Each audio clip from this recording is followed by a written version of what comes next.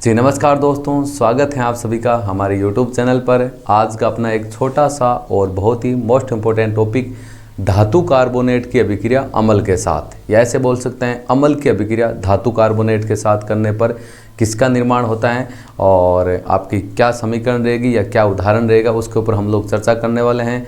हमारा लेसन अम्ल क्षारक एवं लवण हम जिसके ऊपर चर्चा कर रहे हैं, और उसका आज का जो छोटा सा टॉपिक है धातु कार्बोनेट की अभिक्रिया अम्ल के साथ। पहले हम लोग लेसन को छोटे छोटे पार्टों में बढ़िया तरीके से समझ रहे हैं, उसके बाद में पूरे लेसन को एक साथ में बढ़िया तरीके से रिवीजन करेंगे।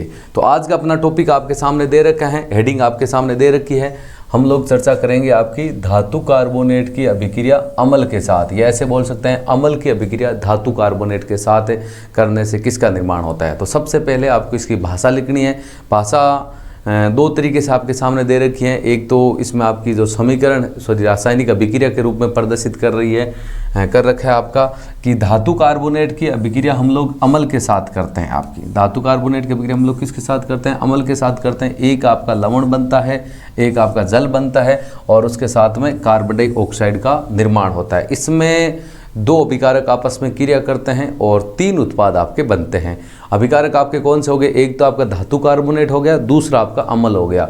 उदाहरण के रूप में आप कोई भी अम्ल ले सकते हो, HCl ले सकते हो, HNO3 ले सकते हो, H2SO4 ले सकते हो, CH3COOH ले सकते हो, या H2CO3, मतलब हाइड्रोक्लोरिक अम्ल, नाइट्रिक अम्ल, सल्फ्यूरिक अम्ल, एसिटिक अम्ल, कार्बोनिक अम्ल, जो एग्जाम्पल आपको बेटर लगता है वो ले सकते हो। धातु कार्बोनेट में भी sodium carbonate, calcium carbonate, magnesium carbonate, जो आपकी इच्छा हो ना वो हम लोग ले सकते हैं, और उसके द्वारा ये अभिक्रिया को पूर्ण करवा सकते हैं। तो आपकी हेडिंग क्या है? धातु कार्बोनेट की अभिक्रिया अम्ल के साथ। भाषा क्या लिखनी है कि धातु कार्बोनेट की अभिक्रिया हम लोग अम्ल के साथ करते हैं। तो एक आपका बनता है लवण, दूसरा बनता है जल, और तीसरा बनता है कार्बन डाइऑक्साइड। तो हम लोग इसका एक एग्जाम्पल उदाहरण लेते हैं। ये देखो आपके सामने उदाहरण, आपके सामने Na2CO3, ये मैंने धातु कार्बोनेट ले लिया, और धातु कार्बोनेट जिसका नाम आपके सामने लिख देता हूँ सोडियम कार्बोनेट। ये लिया कौन सा अणु है? Sodium carbonate. सोडियम कार्बोनेट का हम लोगों ने अणु लिया है,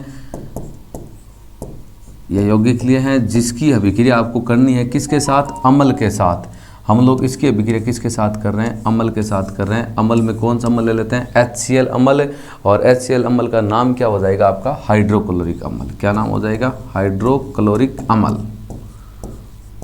ये लो, हाइड्रोक्लोरिक अम्ल ले लिया हम लोगों ने। अब इसमें आपको ये बोल दिया है कि जब हम लोग धातु कार्बोनेट की अभिक्रिया अम्ल के साथ करते हैं तो एक आपका बनेगा लवण, एक बनेगा जल, और एक बनेगी कार्बन डाइऑक्साइड। अपने को ये तो नहीं पता लवण का फॉर्मूला क्या होगा, लेकिन अपने को ये तो पता है कि जल का फॉर्मूला क्या होता है, कार्बन डाइऑक्साइड का फॉर्मूला क्या होता है। यदि वो फॉर्मूला हमें पता है तो सीधा ही लिख दो। कार्बन डाइऑक्साइड का फॉर्मूला हो गया आपका CO2, सर एक तो ये बनेगा। जल का फॉर्मूला है आपका H2, एक आपका ये बनेगा। अब इसके साथ में एक आपका लवण बनेगा, वो क्या बनेगा हम लोग इसके द्वारा पता कर सकते हैं। देखो CO2 बन चुका है, H2 बन चुका है। वो जितने आपकी ये दो यहाँ पर यौगिक ले रखे हैं, इनमें से ये निकाल दो, पीछे जो बचेगा वो आपका लवण बन जाएगा। जैसे ये CO2 है, वहाँ से CO2 निकाल दो, CO2 और एक ऑक्सीजन हो गया CO3, ये आपका अणु यहाँ से निकल गया, बोल सकते हैं भाई ये अणु निकल गया आपका। इसके बाद में एक आपका H2 है, यहाँ पर आपका H2 नहीं दे रखा, H दे रखा है, तो इसको 2 बनाने के लिए इसको 2 से क्या कर देते हैं? मल्टीप्लाई कर देते हैं। किसी रासायनिक समीकरण को हम लोग संतुलित कर रहे हैं। अब आपका H2 बन गया। आपका H2 बनने का मतलब है ये अणु यहाँ से हम लोगों ने निकाल दिया। अब बचा क्या? एक तो Na2 और 2 Cl बचा। कहने का मतलब Na और Cl, आगे बनेगा क्या? NaCl। आपका आगे क्या बनेगा? आपका NaCl बनेगा। NaCl बनेगा, और उसमें अणु किसी की आपकी 2 दे रखी हैं, तो इसको आप 2 से क्या कर दोगे? मल्टीप्लाई कर दोगे। तो आगे जाके आपका ये समीकरण या अभिक्रिया इस प्रकार पूरी होगी। इसका नाम आपको पता है क्या हो जाएगा? सोडियम क्लोराइड हो जाएगा। NaCl जिसको नमक बोलते हैं हम लोग, लवण के रूप में आपका नमक का निर्माण होगा या सोडियम क्लोराइड का निर्माण होगा। तो ये आपकी अभिक्रिया एक धातु कार्बोनेट की अभिक्रिया हम लोगों ने अम्ल के साथ कर दी। कहने का मतलब धातु कार्बोनेट की अभिक्रिया अम्ल के साथ करने पर एक लवण का निर्माण होता है, एक जल बनता है और एक कार्बन डाइऑक्साइड बनता है। ये तीर का निशान है। इससे इधर वाले पदार्थ आपके अभिकारक होंगे, इधर वाले पदार्थ आपके क्रियाकारक या उत्पाद होंगे। यह H2 का मतलब जल हो गया, CO2 का मतलब कार्बन डाइऑक्साइड हो गई। उदाहरण आप कोई भी ले सकते हो। आपकी इच्छा है कि सर दूसरा उदाहरण लेना चाहते हो तो कोई बात नहीं, एक उदाहरण मैं आपके सामने और ले लेता हूँ। ये लो CaCO3, इसको बोलते हैं, ये धातु कार्बोनेट ले लिया। आपको बोला है धातु कार्बोनेट की अभिक्रिया अम्ल के साथ, मैंने लिया CaCO3 जिसको बोलते हैं कैल्शियम कार्बोनेट। उसकी अभिक्रिया मैं करवा देता हूँ उसी सेम अम्ल के साथ, HCl अम्ल के साथ करवाता हूँ। आपको ये तो नहीं पता कि लवण क्या बनेगा, लेकिन इतना पता है एक लवण बनेगा, एक जल बनेगा, एक कार्बन डाइऑक्साइड। तो जल का फॉर्मूला आपका क्या हो गया, H2 होगा। इसको तो मैं लिख सकता हूँ, कार्बन डाइऑक्साइड का आपका क्या होता है, CO2। इसको भी मैं क्या कर सकता हूँ, लिख सकता हूँ। अब लवण क्या बनेगा हम लोग पता कर लेते हैं। ये CO2 और वो CO3, ये इतना अणु निकल गया आपका, ठीक है। यहाँ H2 है तो इसको 2 कर दो आपका, ये लो H2 हो गया। अब बचा क्या, एक तो Ca बचा और यहाँ 2 Cl बचा। आगे जाके आपका बनेगा CaCl2, इसका नाम कैल्शियम क्लोराइड हो जाएगा। नाम क्या होगा, कैल्शियम क्लोराइड। ये आपकी अभिक्रिया। ये उदाहरण लिख दो चाहे ये उदाहरण लिख दो, वो आपके ऊपर है कि हम कौन सा एग्जाम्पल लिखना चाहते हैं।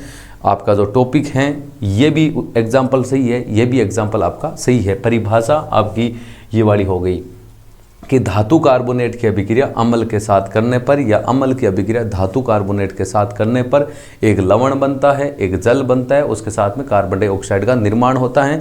2 एग्जाम्पल लिए हैं। ये पहला एग्जाम्पल Na2CO3 सोडियम कार्बोनेट की अभिक्रिया हम लोगों ने की है हाइड्रोक्लोरिक अम्ल के साथ। आगे जाके बनता है सोडियम क्लोराइड प्लस जल प्लस कार्बन डाइऑक्साइड।